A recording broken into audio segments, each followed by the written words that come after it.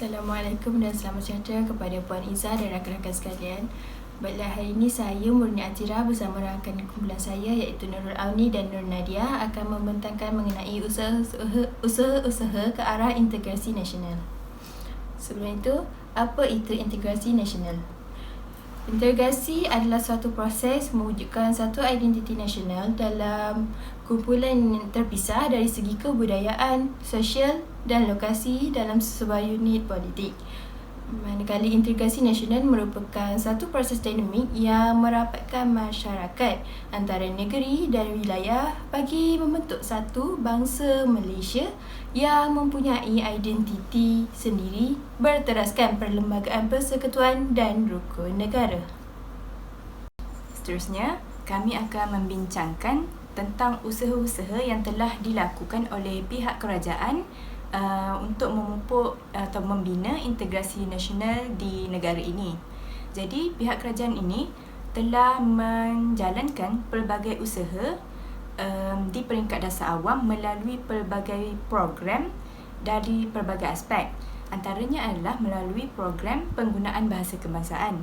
Jadi, dalam program ini, bahasa Melayu telah diangkat sebagai bahasa kebangsaan dan dipanggil Bahasa Malaysia untuk menggambarkan bahawa bahasa Melayu ini sesuai untuk digunakan oleh semua masyarakat di Malaysia.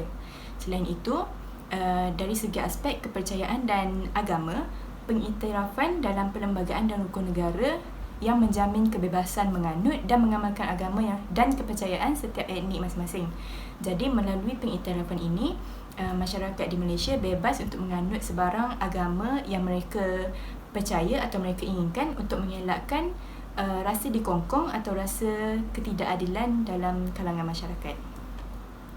Seterusnya, dari segi kebudayaan, kerajaan telah mewujudkan kebudayaan nasional yang dipanggil Dasar Kebudayaan Kebangsaan atau DKK yang berasaskan kebudayaan rakyat asal rantau ini.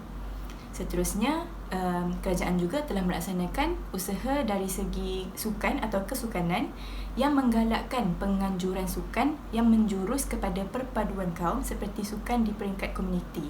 Jadi, apabila sukan dalam peringkat komuniti ini dijalankan, masyarakat dari pelbagai bangsa dapat mengikuti program sukan yang telah dilaksanakan di seluruh negara. Seterusnya adalah program pada peringkat masyarakat dan kejiranan. Dalam aspek ini, kerajaan menggalakkan penumbuhan rukun tetangga, program rumah terbuka dan sambutan perayaan agama dan etnik. Di samping itu, kerajaan menggalakkan konsep penerimaan budaya. Jadi, dari segi peringkat masyarakat dan kejiranan ini, terdapat pelbagai program yang telah dijalankan sebagai sebagai contoh rukun negara dan program rumah terbuka untuk memupuk masyarakat itu sendiri dalam membina integrasi nasional. Baiklah, usaha yang seterusnya, kerajaan telah menubuhkan Jabatan Perpaduan Negara dan Integrasi Nasional ataupun yang lebih singkat dipanggil JPNIN. Jadi, JPNIN ini telah ditubuhkan atas dasar ingin memupuk dan memelihara perpaduan dalam kalangan pelbagai etnik di Malaysia. Jadi, jabatan ini telah dibina setelah berlakunya tragedi 13 Mei 1969 yang berpunca daripada masalah perkauman pada waktu itu. Ia merupakan satu inisiatif yang telah diambil oleh kerajaan sebagai titik permulaan untuk membina perpaduan di Malaysia. Jadi, mari kita lihat apakah peranan JPNIN ini. Jadi, pertama, JPNIN dapat meningkatkan usaha mengukuhkan perpaduan negara dan integrasi nasional. Seterusnya, ia memperkasa hal ehwal perhubungan dan pembangunan komuniti, mengukuhkan hal ehwal pendidikan awal kanak-kanak bagi taska dan tabika perpaduan, meningkatkan usaha-usaha penghayatan dan pembudayaan rukun negara serta menjadi rujukan dalam bidang perpaduan melalui penyelidikan. Jadi, melalui peranan-peranan JPNIN ini, jati diri masyarakat yang kukuh dapat dibina secara beransur-ansur, seterusnya mewujudkan sebuah negara bangsa Malaysia yang harmoni disebabkan oleh usaha-usaha yang telah dilakukan dalam pelbagai aspek seperti pendidikan, sukan dan sebagainya untuk memupuk jati diri masyarakat supaya jati diri ataupun negara bangsa dapat diwujudkan di negara Malaysia. Baiklah, usaha seterusnya adalah penggubalan dasar perpaduan negara. Asas pembentukan kerangka membangun Malaysia adalah melalui konsep perpaduan dalam kepelbagaian. Antaranya ialah melalui penggubalan dasar perpaduan negara. Dasar Perpaduan Negara dan Rangka Tindakan Blueprint Perpaduan Negara 2021-2023 merupakan dokumen dasar yang menjadi kerangka asas dan hala tuju agenda perpaduan negara. Ianya merupakan dasar pertama negara yang menetapkan hala tuju bagi memupuk, mengukuh serta memelihara perpaduan melalui strategi-strategi khusus agar perpaduan menjadi budaya dan amalan hidup yang diperakui, dihargai dan diimpikan oleh semua rakyat Malaysia. Dasar perpaduan negara ini dibangunkan berasaskan Perlembagaan Persekutuan dan Rukun Negara. Inisiatif ini telah menetapkan 3 teras perpaduan yang menjadi asas dalam pelaksanaan agenda perpaduan negara, iaitu patriotisme dan demokrasi, identiti nasional, ekosistem perpaduan. Inisiatif ini iaitu dasar perpaduan negara diperkukuhkan melalui penghasilan Tindakan Perpaduan Negara 2021-2023 yang merupakan Pelan Induk Tindakan Perpaduan. Pelan ini dihasilkan bagi menterjemahkan dasar perpaduan negara dan rangka tindakan perpaduan negara 2021-2030 ke dalam bentuk program dan inisiatif yang lebih terancang dan terangkum. Pelaksanaan Pelan Tindakan Perpaduan Negara 2021-2030 merentas pelbagai kementerian, agensi kerajaan, pertubuhan bukan kerajaan dan pihak swasta secara bersepadu yang menekankan prinsip kebertanggungjawaban bersama sebagai asas membina jati diri dan negara bangsa. Seterusnya, antara usaha lagi ialah penggubalan dasar pendidikan kebangsaan. Jadi, dalam tahun-tahun menuju kemerdekaan telah timbul kesedaran di dalam kalangan rakyat dan juga pemimpin Malaysia tentang betapa mustahaknya diadakan satu sistem pendidikan kebangsaan untuk mengganti sistem pendidikan penjajah.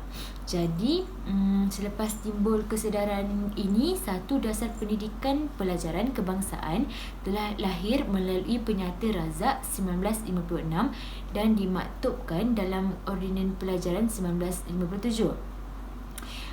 Ianya telah disemak semula dalam tahun 1960 yang menghasilkan laporan Rahman Talib, seterusnya dimaktubkan dalam Akta Pelajaran 1961. Kemudian, sebuah jawatan kuasa kabinet telah ditubuhkan dalam tahun 1974 untuk mengkaji semula dasar pendidikan dengan tujuan untuk memperbaiki pelaksanaannya supaya matlamat untuk melahirkan satu masyarakat yang bersatu padu dan berdisiplin serta memenuhi keperluan tenaga rakyat yang terlatih bagi pembangunan negara dapat dicapai. Laporan jawatan kuasa ini telah diterbitkan dalam tahun 1979. Jadi, objektif dasar pendidikan kebangsaan ini ialah dinyatakan dalam pendahuluan Akta Pelajaran 1961, iaitu bahawasanya dasar pelajaran seperti yang diisytiharkan dalam Ordinan Pelajaran 1957 ialah untuk menubuhkan satu sistem pendidikan yang akan dapat memenuhi keperluan negara dan menggalakkan perkembangan kebudayaan, sosial, ekonomi dan politiknya. Jadi, strategi pelaksanaannya ialah yang pertama, menjadikan bahasa kebangsaan sebagai bahasa pengantar yang utama di sekolah dan juga di institut pendidikan tinggi, mengadakan kurikulum yang sama dan berorientasikan Malaysia bagi semua jenis sekolah sekolah kebangsaan, sekolah jenis kebangsaan dan sekolah jenis kebangsaan. Seterusnya, mewujudkan sistem peperiksaan yang sama bagi semua, melicinkan tata cara pengurusan pendidikan, dan akhir sekali meningkatkan mutu pendidikan keseluruhannya dengan menyediakan pendidikan yang menyeluruh, seimbang dan bersepadu. Baiklah, usaha yang kelima adalah pembinaan sekolah wawasan. Apa itu sekolah wawasan? Sekolah wawasan merupakan sejenis sekolah integrasi yang menempatkan beberapa buah sekolah yang berbeza aliran di dalam sebuah kawasan yang sama.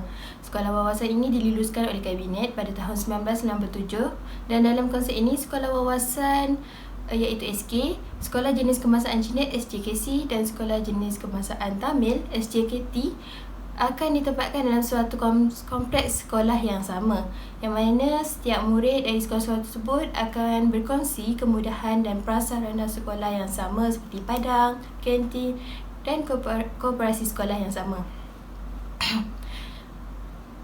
Dalam pelaksanaan kertas konsep dan pelaksanaan sekolah wawasan, Kementerian Pelajaran Malaysia KPM telah menyenaraikan beberapa matlamat sekolah wawasan, iaitu yang pertama adalah untuk mewujudkan perpaduan dalam kalangan murid-murid yang berbagai-bagai bangsa dan latar belakang, dan yang kedua adalah untuk memupuk semangat integrasi antara murid daripada pelbagai aliran.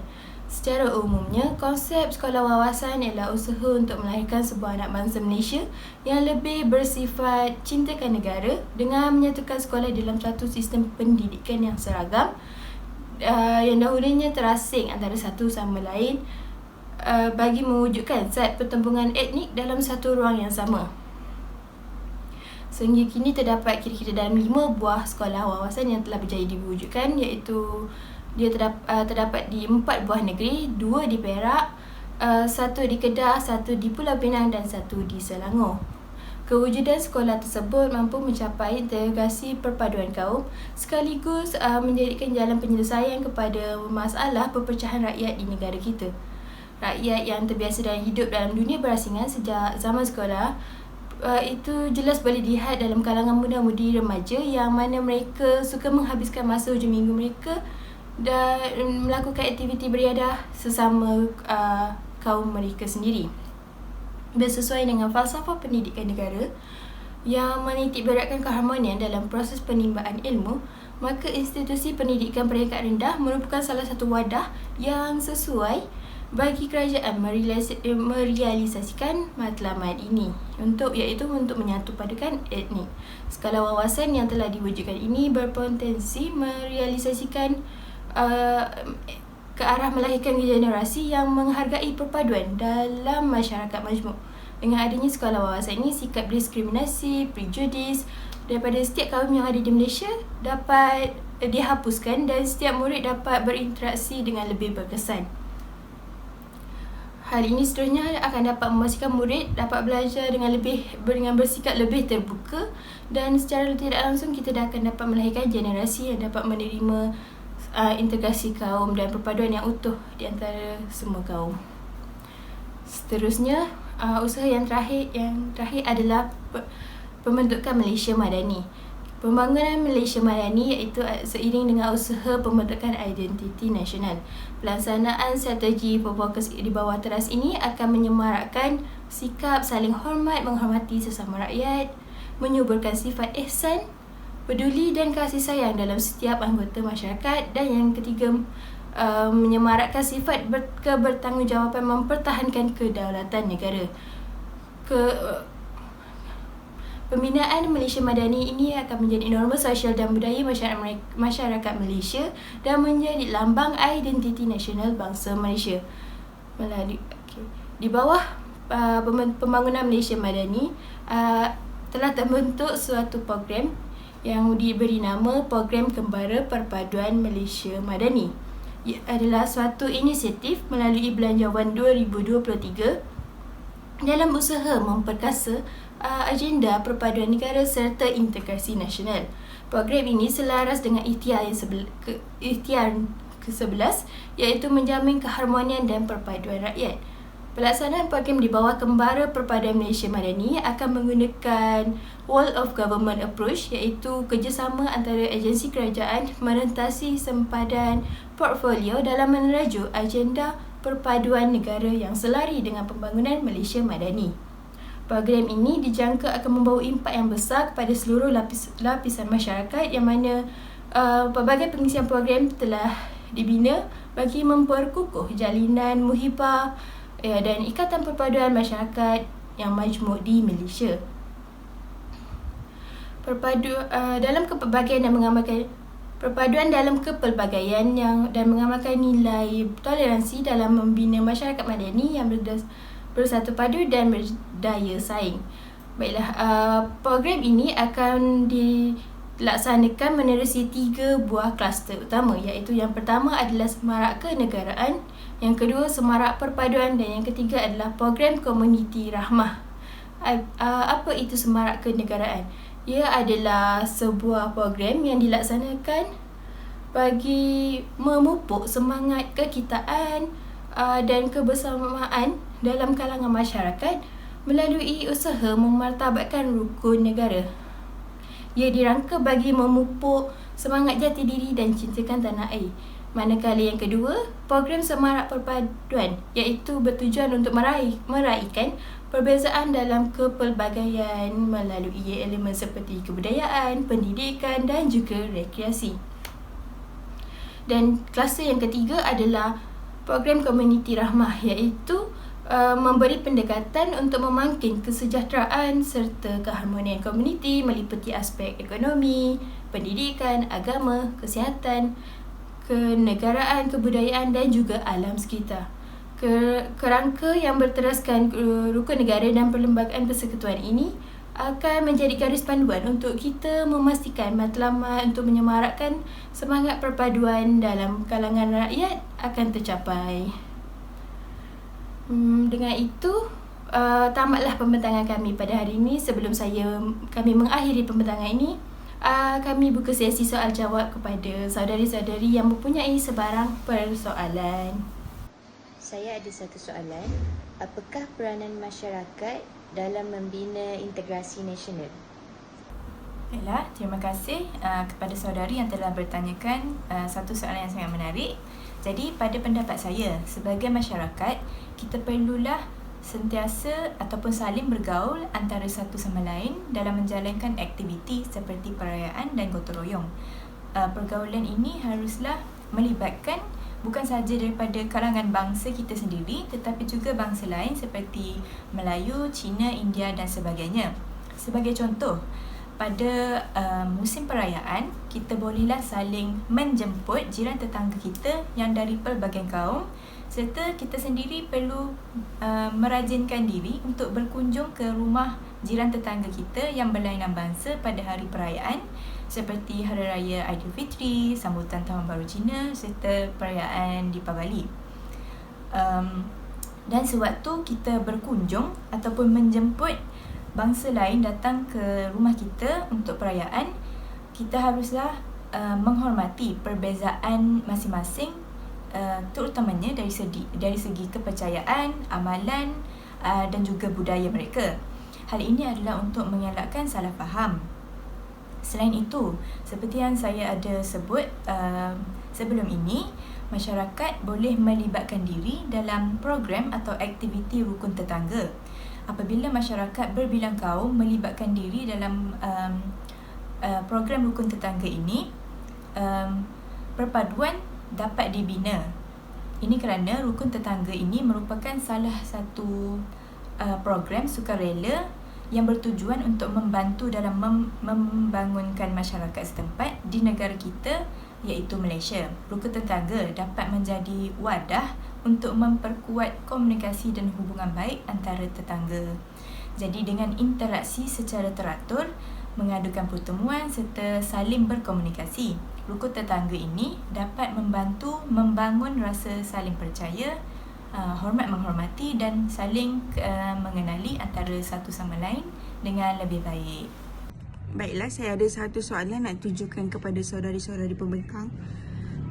Iaitu soalan saya, apakah usaha-usaha ataupun apakah cara yang boleh dilakukan oleh guru-guru bagi memupuk perpaduan di peringkat sekolah bagi membina integrasi nasional? Terima kasih atas soalan yang diberikan. Baiklah, antara usaha yang boleh dilakukan oleh guru-guru untuk memupuk perpaduan dalam peringkat sekolah bagi membina integrasi nasional adalah yang pertama, kita sebagai guru yang bertugas di sekolah digalakkan menggunakan bahasa kebangsaan kita sebagai bahasa pengantar dan bahasa perpaduan di sekolah, iaitu bahasa Melayu. Contohnya, guru boleh memperkasakan bahasa kebangsaan dan mengadakan program seperti wacana ilmu, minggu bahasa kebangsaan, pertandingan menulis, pertandingan membaca, bahas dan pidato, puisi dan juga pengucapan awam. Program-program ini akan membantu murid-murid untuk sentiasa menggunakan bahasa Melayu sebagai bahasa pengantar dan bahasa perpaduan di sekolah. Seterusnya, guru-guru juga boleh menaikkan semangat patriotism yang mana dia boleh diteruskan melalui aktiviti perbarisan, menaikkan bendera dan menyanyikan lagu kebangsaan dan juga lagu patriotisme. Tidak lupa juga, guru-guru boleh mengadakan acara sambutan Bulan Kemerdekaan yang mana dia boleh melibatkan pelbagai jenis aktiviti yang melibatkan pelbagai kaum seperti aktiviti bahasa dan budaya yang diadakan di sekolah, seperti aktiviti deklamasi sajak, pidato, sayembara puisi, syair dan juga nyanyian patriotik serta karya-karya kreatif pelajar, yang mana semua program ini boleh dianjurkan bagi menyemarakkan semangat patriotisme dalam kalangan diri murid-murid. Saya mempunyai satu soalan. Pada pendapat anda, adakah Malaysia telah mencapai integrasi nasional pada masa kini? Terima kasih. Terima kasih atas soalan yang sangat menarik daripada saudari. Pada pendapat saya, negara kita, Malaysia, masih belum mencapai sepenuhnya integrasi nasional pada masa kini. Ini adalah kerana beberapa isu seperti kepentingan ekonomi mengikut kaum, pola politik dan perbezaan budaya dan agama masih ada di negara kita. Namun begitu, kita harus sentiasa bersyukur kerana kerajaan kita sering mengambil langkah-langkah penting untuk memperkuat integrasi antara masyarakat dalam membina jati diri dan negara bangsa. Okey, terima kasih di atas soalan-soalan yang diajukan. Itu sahaja daripada kami. Sekian, terima kasih.